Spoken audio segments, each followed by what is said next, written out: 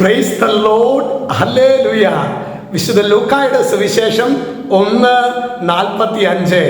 കർത്താവ് അരുൾ ചെയ്ത കാര്യങ്ങൾ നിറവേറുമെന്ന് വിശ്വസിച്ചവൾ ഭാഗ്യവതി. ഇന്നലെ തിരുഹൃദയ തിരുനാൾ, ഇന്ന് പരിശുദ്ധ കന്യകാമാതാവിന്റെ വിമല ഹൃദയ തിരുനാളിന്റെ പ്രാർത്ഥനാ മംഗളങ്ങൾ നേരുകയാണ്.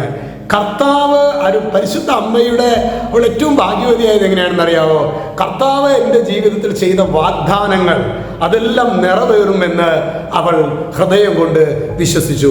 ഇന്ന് പ്രിയ സഹോദരങ്ങളെ, ഈ വിശ്വാസത്തിൻ്റെ കൃപയ്ക്ക് വേണ്ടി നമുക്ക് പ്രാർത്ഥിക്കാം. അമ്മയോട് നമ്മൾ പ്രാർത്ഥിക്കേണ്ടത്, അതായത് എല്ലാ അനുകൂലമായ അവസ്ഥയിലല്ല മാതാവ് വിശ്വസിച്ചത്.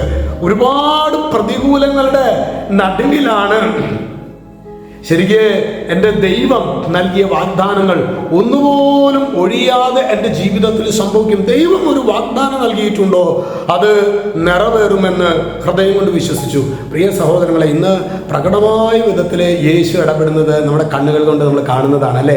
നമ്മുടെ ചെവികൾ കൊണ്ട് നമ്മൾ കേൾക്കുന്നതാണ്. എന്നാലും എൻ്റെ ജീവിതത്തിൽ ഒരു കുഞ്ഞു പ്രശ്നം വരുമ്പോൾ എൻ്റെ ദൈവം ഇടപെടുമോ? നമ്മുടെ വിശ്വാസ ജീവിതത്തിൽ ഒരു മരവിപ്പ്, ഒരു ക്ഷീണം, ബുദ്ധിമുട്ട് വരാറുണ്ട്. പരിശുദ്ധ കുർബാനയ്ക്ക് പോകാൻ പറ്റുന്നില്ല, വചനം വായിക്കാൻ പറ്റുന്നില്ല, ജപമാല ചൊല്ലി പ്രാർത്ഥിക്കാൻ പറ്റുന്നില്ല. പ്രിയ സഹോദരങ്ങളെ, നമുക്ക് മാതാവിനെ നമ്മെ തന്നെ ഏൽപ്പിച്ചു കൊടുക്കാം. ഈ നൂറ്റാണ്ടിലെ ഒരുപക്ഷെ ഏറ്റവും വലിയ മരിയ ഭക്തനായ മാർപ്പാപ്പയാണ് ജോൺ പോൾ രണ്ടാമൻ മാർപ്പാപ്പ. ജോൺ പോൾ പാപ്പ തൻ്റെ ആപ്തവാക്യം തന്നെ, തോത്തുസ് തോസ്, അമ്മ ഞാൻ പൂർണ്ണമായും നിൻ്റേത്, ഞാൻ പൂർണ്ണമായും നിൻ്റേത്.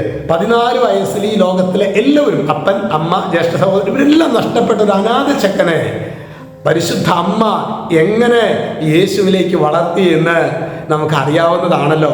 പ്രിയ സഹോദരങ്ങളെ, നമ്മുടെ ജീവിതത്തിലെ സങ്കടങ്ങളിലെ, ദുഃഖങ്ങളിലെ അമ്മ നമ്മുടെ കൂടെ നിൽക്കും. ഇന്ന് പ്രത്യേകിച്ച് മാതാവിൻ്റെ വിമല ഹൃദയ തിരുനാളായതുകൊണ്ട് തന്നെ ഇന്ന് നമ്മൾ ചെയ്യേണ്ടത്, ഇന്നലെ നിങ്ങൾ 1 മണിക്കൂർ പലരും അച്ഛനോട് പറഞ്ഞു കേട്ടോ, അതായത് ദിവ്യകാരുണ്യ സന്നിധിയിൽ കുറേ സമയം ഞാൻ ചെലവഴിച്ചു എന്ന്. ഇന്നൊരു സമ്പൂർണ്ണ ജപമാല ചൊല്ലി അമ്മയോട് ചേർന്ന് ക്രിസ്തു രഹസ്യങ്ങൾ നമുക്ക് ധ്യാനിക്കാം. ആദ്യഘട്ടത്തിൽ ചിലപ്പോൾ നമുക്ക് ഒരു നിശ്ചിത കാലം നമ്മുടെ ആത്മീയ ജീവിതത്തിൽ നിന്ന് മാറി നിന്ന് കഴിഞ്ഞാൽ പിന്നെ അത് റീസ്റ്റാർട്ട് ചെയ്യാന്ന് പറഞ്ഞാൽ ഭയങ്കര പെയിൻഫുള്ളാണ്. പക്ഷെ നമ്മൾ ആ ഒരു കർത്തവ്യം നമ്മൾ ഏറ്റെടുക്കുക തന്നെ വേണം. നമുക്കറിയാമല്ലോ, നീന്തലിനെ കുറിച്ചിട്ട് എന്തോരം തിയറി നമ്മൾ പഠിച്ചിട്ടും കാര്യമില്ല. വെള്ളത്തിലേക്ക് ചാടാതെ നിവൃത്തിയില്ല. ഇതുപോലെ തന്നെ പ്രാർത്ഥിച്ച് തുടങ്ങാതെ പ്രാർത്ഥനയെ കുറിച്ച് എത്ര കേട്ടാലും കാര്യമില്ല. പ്രാർത്ഥിച്ച് തുടങ്ങണം.